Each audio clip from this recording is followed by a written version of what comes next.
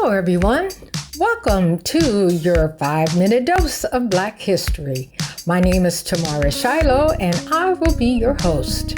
Our show is about notable Black folks and Black historical events from the past and present. And I'll be sharing the titles of a few books I think you might like from the shelves of the Multicultural Bookstore in Richmond, California, for kids, teens, and adults. Today, allow me to introduce Mr. George Washington Johnson, the first African American recording artist. Mr. Johnson was born a slave and was a street performer. However, in 1890, George Washington Johnson became the first African American to make commercial records. Mr. Johnson was raised near Wheatland, Virginia, as the companion and servant of a prosperous white farmer's son. During his time with this family, he developed his musical ability, and he even learned to read and write. Of course, learning to read and write was a bit unusual for a Black child in Virginia before the American Civil War. In his late 20s, he moved to New York City, and by the late 1870s, he was making his living as a street entertainer in New York, specializing in whistling popular tunes. In early 1890, he was recruited by two different regional phonograph distributors who were looking for recording artists for their coin-operated machines.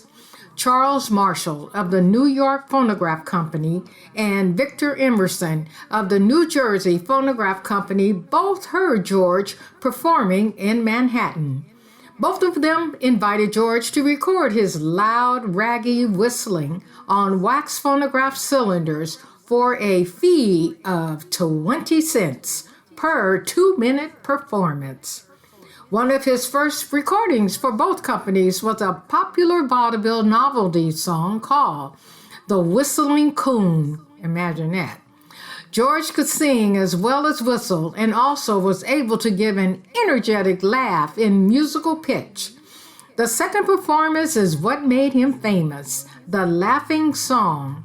Although he recorded other material, including whistling the song Listen to the Mockingbird and some short minstrel show performances done with other performers, it was the Whistling Coon and the laughing song that George would perform and record again and again over the years.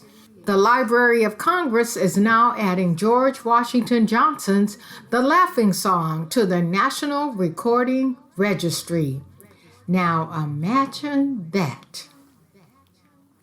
And as promised, I have a few books to share with you. And since we're talking music, I thought two of my favorites by Carol Boston Weatherford would be appropriate. Becoming Billie Holiday and By and By, Charles Albert Tindley, the father of gospel music. Don't forget, you can find these and other great selection of books at the Multicultural Bookstore in Richmond, California, online at multiculturalbookstore.com. Thank you for joining us today. This episode of your 5-minute dose of Black history was sponsored by T-Licious Candy Cakes by Tanisha Brandy, who just so happens to be my daughter. She will make all of your sweet dreams come true. Check out her website at teeliciouscandykcakes.com. And you can also find her on Facebook. And again, don't forget to visit the multiculturalbookstore.com to order your books today. And remember, Black history is American history and should be taught all year. See you next time.